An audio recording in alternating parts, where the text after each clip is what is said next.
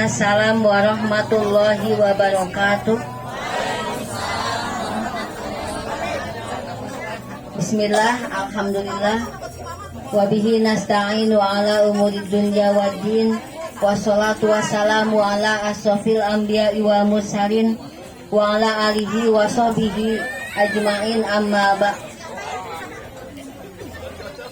Wa qala ta'ala fil Qur'anil Karim, a'udzu billahi minasyaitonir rajim. Bismillahirrahmanirrahim.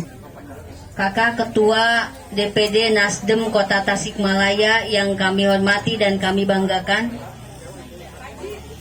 beserta istri, beserta ibu yang pada saat ini alhamdulillah bisa membersamai kita semua di dalam rangka silaturahmi antar pengurus DPC, Bacalek, DPRT beserta seluruh anggota Nasdem DPD Kota Tasikmalaya. Para pengurus DPD Nasdem Kota Tasikmalaya yang kami hormati dan kami banggakan, para ketua DPC se-Kota Tasikmalaya yang kami banggakan, para ketua DPRT se-Kota Tasikmalaya yang kami banggakan, juga seluruh anggota Nasdem Kota Tasikmalaya yang kami banggakan, kami cintai dan kami hormati. Salam restorasi. Salam restorasi. Salam restorasi. Alhamdulillah, dengan tidak kurang dari suatu apapun, dalam keadaan sehat walafiat. Tak lupa sholawat beserta salam semoga selamanya tercurah limpahkan kepada baginda alam, pendobrak kebatilan kejahilan, pengubah agama fanatik menjadi agama cantik, yakni Habibana wa Nabiyana wa Maulana wa Rasulana Muhammad sallallahu alaihi wasallam.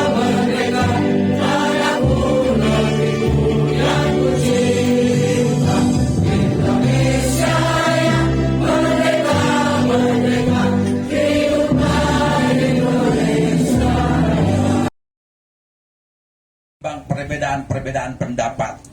Jadi saya mengharapkan untuk warga Nasdem, satu itu, yang kedua juga saya sebagai orang yang beragama Islam, saya juga sebagai orang yang punya adab di Kota Tasikmalaya, itu harus bisa dipilah-pilah. Kalau misalkan, maaf banget, itu haknya dia kok.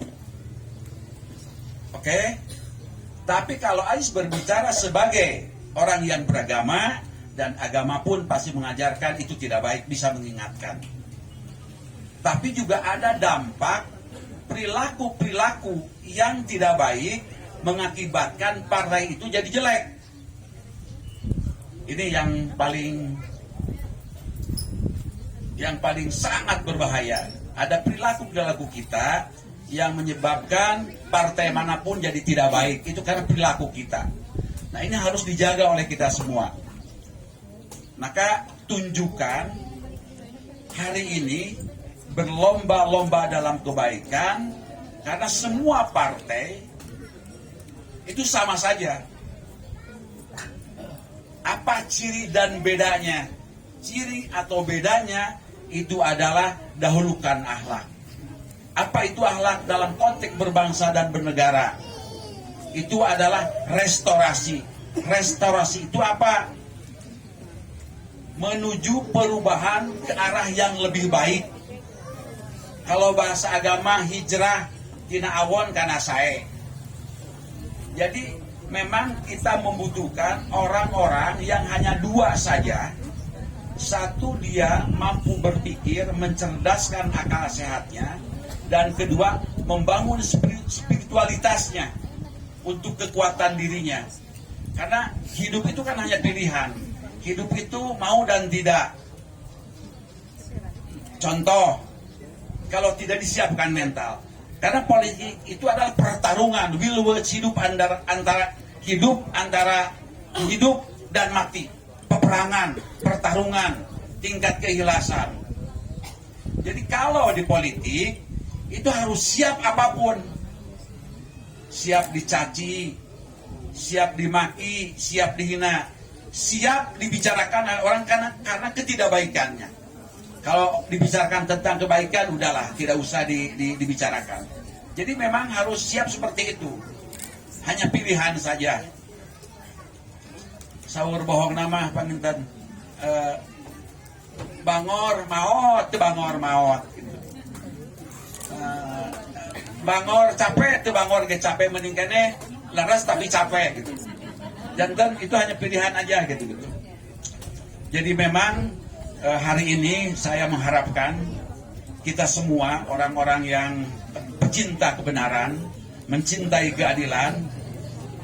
Saya ingin orang-orang Nasdem itu adalah orang yang punya semangat, orang-orang yang punya giroh, orang yang ingin berjuang demi warga kota Tasikmalaya. Karena perebutan kekuasaan ujungnya adalah di tangan kita ada uang, ada anggaran, dan ada kebijakan.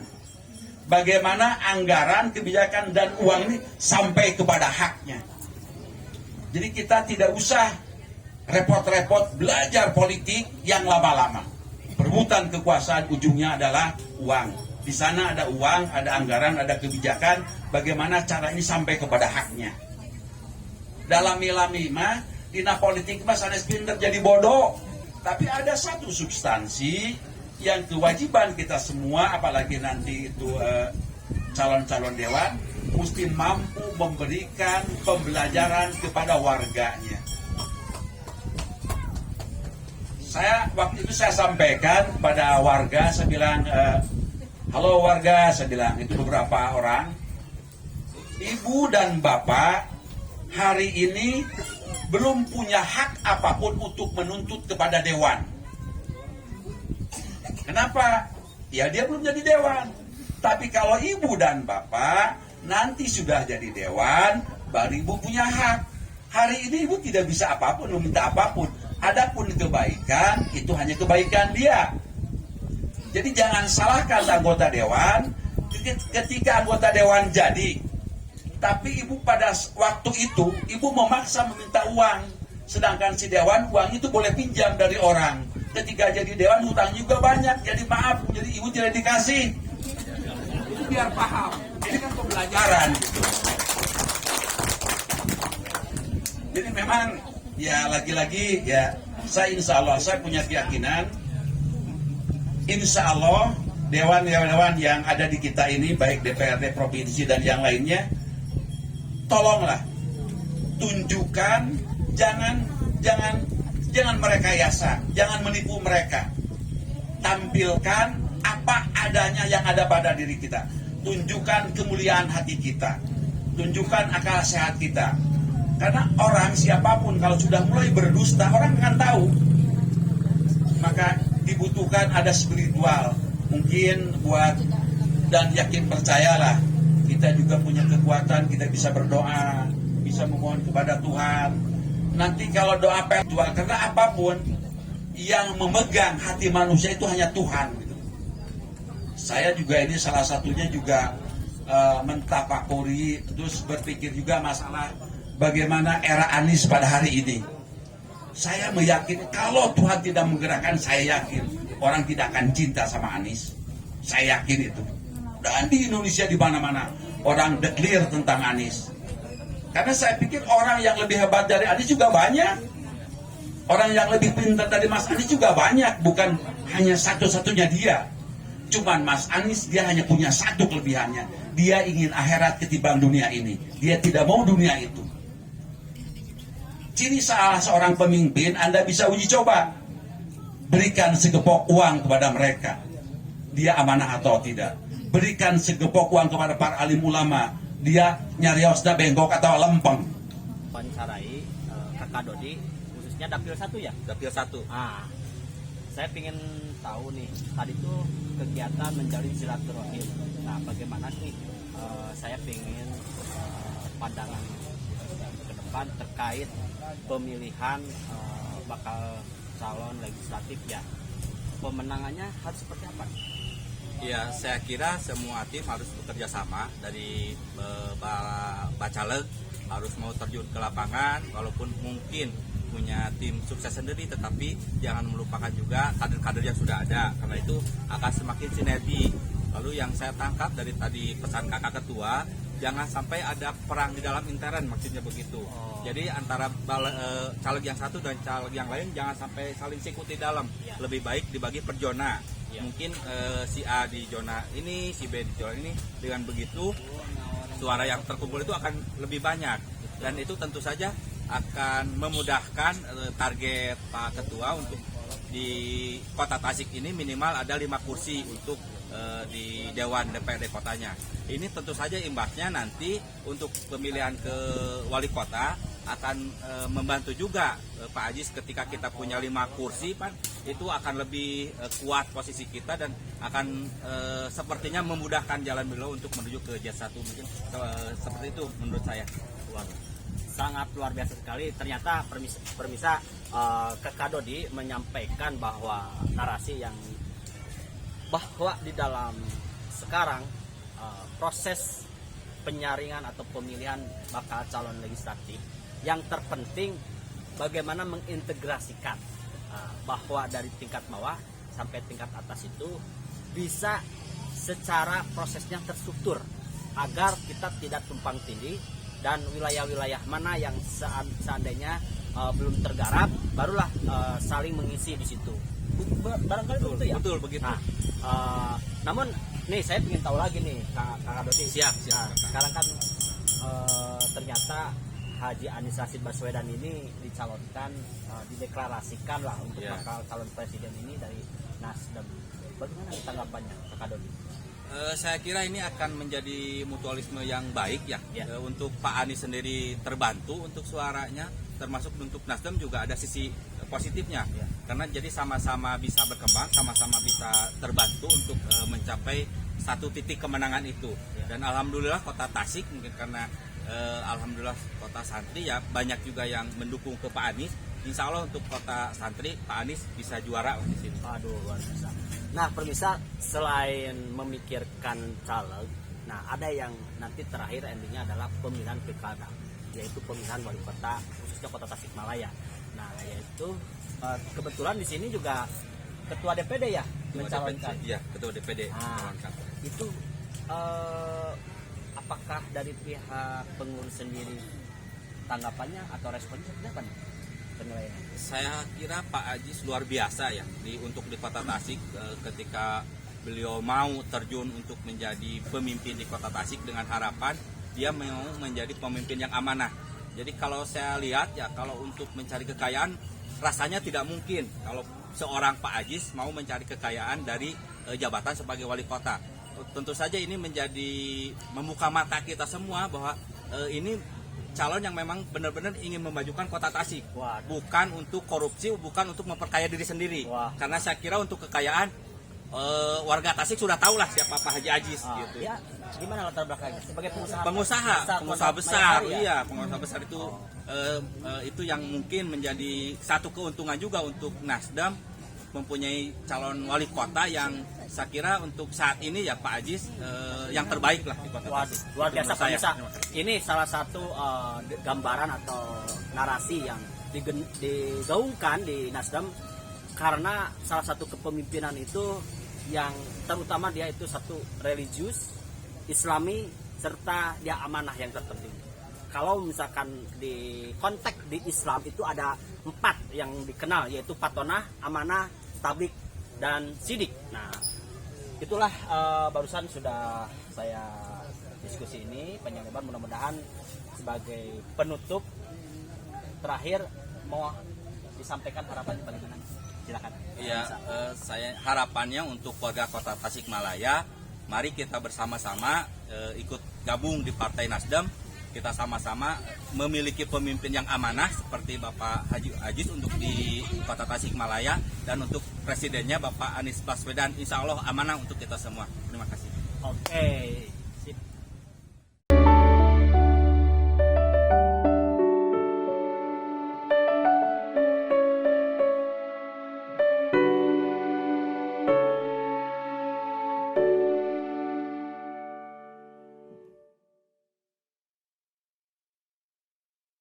asli gitu ya.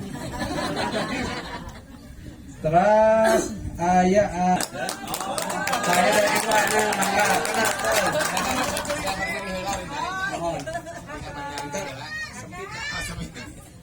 mangga tak ya ibu ana rotasinya tidak pilih hiji kada pilih dua. Anu ka tilu Bapak JJ Jaina mana Bapak JJ? Nah, dia kenalkan. Kalau kesan Purnawirawan di Angkatan Darat ya Pak. Dapil hiji di Bungosari. Terus ya Bapak Suryaman. Mana Bapak Suryaman? Iya ketua organisasi. Nah, di dapil 2 nya Pak Suryaman, kerasan alhamdulillah atas hadir. Yang ketiga Bapak Haji Afendi. Mana? Di dapil 4 Kabalu. Nah, tadi atau anak katingali. Nah, ya bos bordel ya, mangga. Sareng Batu Ali. Jadi penyoki Batu Ali, hubungi Kak Bapak Pendi. Terus ya di dapil 4 Bapak Cecep Siswanto mangga. Asli. Terus ya Bapak Maman.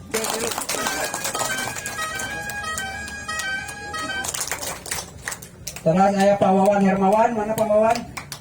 Ayo, gamda ya. Terus saya Pak Anwar Nasi Taman Sari.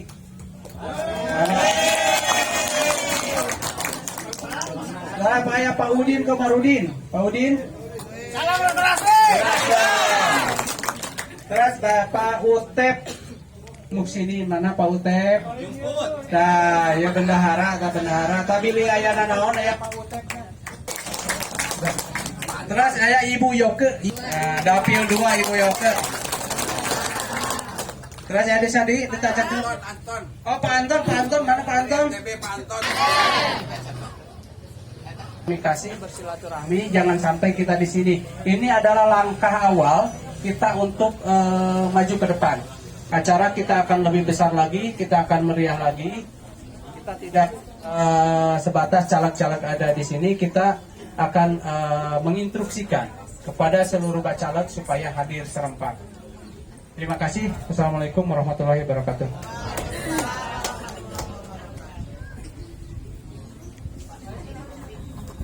Untuk konsolidasi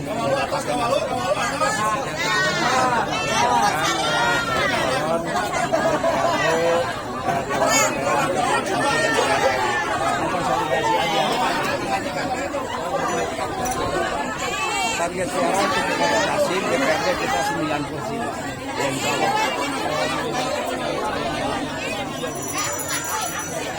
saya kira di Nasdem calon-calon DPRD provinsi kita merata ya. Jadi yang paling penting bagaimana dia mampu meyakinkan kepada warga, kepada masyarakat bahwa dia adalah dewan yang memang bertanggung jawab terhadap warga. Saya kira kita melihatnya semua dapil hampir merata ya. Bisa juga mungkin dalam satu dapil ada kita targetkan 2, beberapa dapil kita target yang di dapil yang lain 1 kursi. Berapa? Hampir 45 lah semuanya. Udah. Jadi kan ada hal-hal yang dibicarakan yang intinya itu ya intinya gini aja, bersama kita bisa bersatu dan mendahulukan apa, mendahulukan kebaikan, tidak boleh ada boleh Allahu Akbar. Ini nih, mana ketua DPC-nya harus bertanggung jawab. Untuk ibu dia perhelatan dulu mungkin di Jawa Barat Prabowo, sekarang mungkin Mas Anies, ya efek-efeknya banyak. Ada efek Anies juga ada efek, ya pasti lah. Ini juga Nasdem juga kan ketuanya kan baru. Itu semua ada efek-efek. Cuman bagaimana kita memanage efek ini jangan jadi negatif. Nah, maka itu ya berhati-hatilah dalam konteks itu. Ya tetap kita tidak boleh arogan. Kita harus semua partai itu adalah sahabat kita, tidak ada permusuhan apapun. bukan hanya tidak hanya Pak Anies, saya kira bukan yang optimis tidak boleh hanya Pak Anies, harus warganya juga, karena tidak mungkin satu pemimpin itu berubah kalau warganya tidak berubah. Ya sama, baik di kota, kabupaten, dewan, termasuk di presiden.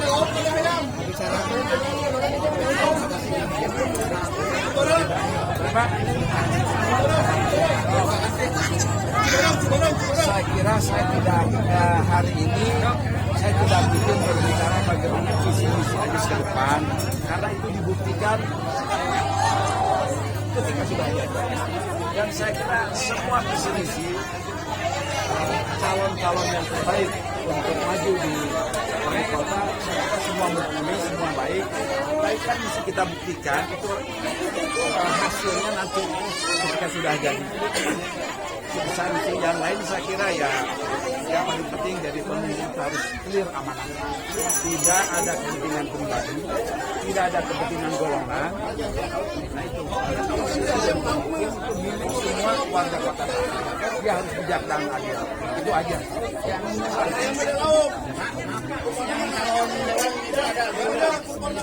Ya semua kalau dikatakan ada 45 lah semua dapil.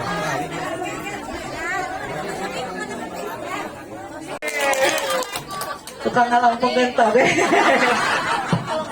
Kakak Yani, Kakak Entin, Kakak Epa, Kakak Lugita, Kakak Rina, iya, Kakak Roswati, oh iya, Kakak Siti ada, oh yang cantik ini. Kakak Asri, ya ada. Pak calon dari kita nih ada berapa? Yaitu kalau saya sih berharap lebih baik pembagian wilayah, misalkan Tutep di dapil 4, Sarang Saha sama Cecep. Orang akan belah dia, Cecep paling itu misalkan gitu. Karena ujungnya di Nasdem ini bukan persaingan ketat di dalam, tapi adalah akumulasi. Jadi kemenangan satu orang adalah kemenangan bersama. Dan siapapun yang kalah dia juga menang. Karena nanti tidak akan ada yang dirugikan. Suaranya itu tidak akan dirugikan, pasti diganti lah. Pasti seperti itu gitu. Tapi saya sih hanya memberikan solusi, tapi ya terserah juga. Kalau mau tarung ya tarung aja. Kalau mau. Dan tidak ada di Nasdem ini yang diprioritaskan oleh ketua Nasdem. Misalkan Ajis dulu dijagokan ku Ajis di dapil 1 si A, nggak ada itu. Maaf banget gitu ya. Ini Nasdem tanpa mahar. Jadi barangkali ada di partai-partai yang lain yang sebelumnya sudah namanya teh sudah dicirian gitu. Di kita nggak ada. Hanya mangga silahkan, tapi juga nanti ada kriteria yang tentu dalam adu ide dan gagasan dan pertanggungan jawab kepada konstituennya, hanya itu aja gitu. Jadi tidak usah takut, tidak ada dalam tanda petik aturan-aturan yang membelenggu, kita bebas saja, kita fair saja. Itu aja dari saya.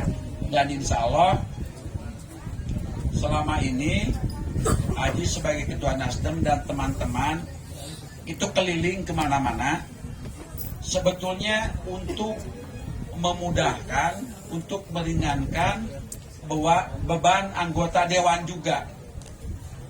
Dari hasil survei terakhir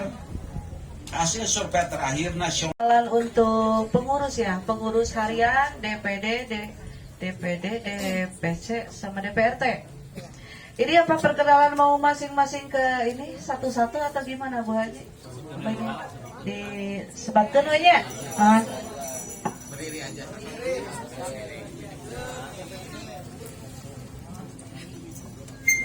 Bismillahirrahmanirrahim. Assalamualaikum warahmatullahi wabarakatuh. Baru Meter Jabar bersama kami Momo Kostaman. Alhamdulillah sekarang sudah ada di lokasi wisata Situ Gede, dan sekarang di samping ada para kader Nasdem. Langsung aja kita wawancarai ada kegiatan apa nih di Situ Gede ini. Selamat siang Ibu. Selamat siang. Dalam rangka apa nih Nasdem ini? Silaturahim. Silaturahim. Silaturahim antar kader DPC, DPRD, PH. Terus kesan pesannya barangkali saya ingin tahu terhadap kegiatan barusan. Pesantren ya bagus sekali gitu buat pemasukan daripada DPC, DPRD sama bacalek jadi ada pemasukan dari ketua DPD gitu. Ya. Oke. Bisa menyimak dengan satu poin atau beberapa resume yang ini jadikan sebuah modal atau alat untuk kemenangan mungkin ya. Nah, bagaimana strategi yang nanti ini harus 2024 presiden atau wali kota khususnya Bapak Ismail Mahfud menang? Apa punya strategi? Bacalek sama Ya, oke. Nah, sekarang Ibu pesan terhadap tadi sebagai ketua Nasdem Haji Ismail Mahfud, bagaimana nih tanggapannya? Pokoknya semangat semua yang selalu mendukung Nasdem. Pokoknya hebat terus, maju terus, pantang mundur. Nah, sebagai terakhir, selain tadi silaturahim, tentunya saling mengenal ya antar pengurus kader. Apa yang diharapkan dari pertemuan ini atau hikmahnya barangkali? Ya manfaatnya mungkin lebih ditingkatkan lagi silaturahminya ya untuk semua PPC juga biar semua bergabung, dan mungkin dari tadi Bapak Ajis kayak menyampaikan pesan-pesannya untuk kita ini ya pasti yakin lah ini pasti insya Allah menang Bapak Ajis, saya dukung. Sip. Oke, cukup. Terima kasih Permisa, ini salah satu wawancara yang terkait kegiatan silaturahim pengurus DPD Nasdem Kota Tasikmalaya beserta para kader dari tingkat DPC dan sampai tingkat bawah. Ya.